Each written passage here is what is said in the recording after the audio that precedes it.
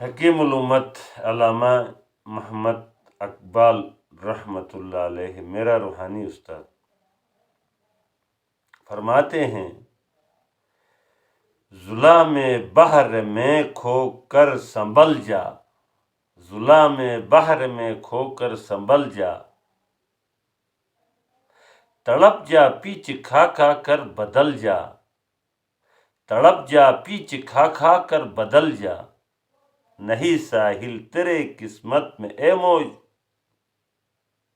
نہیں ساحل تیرے قسمت میں اے موج، ابھر کر جس طرف چاہے نکل جا۔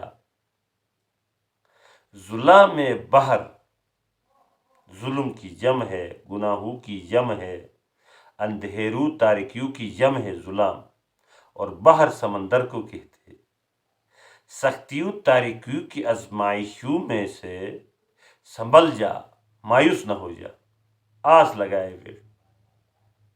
لا تقنطوا من رحمت اللہ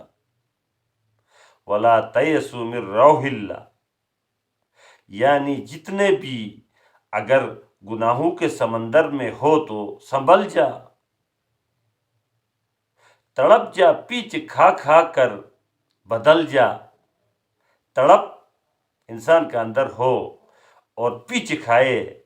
اور ندامت میں گناہوں کی تو وہ بدل جاتا ہے۔ اور آخر میں جو دوسرے نمبر کی مصرے میں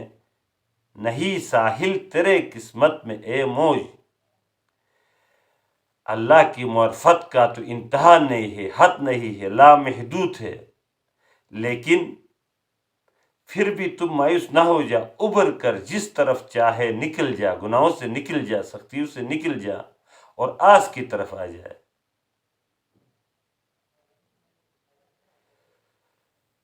والسلام۔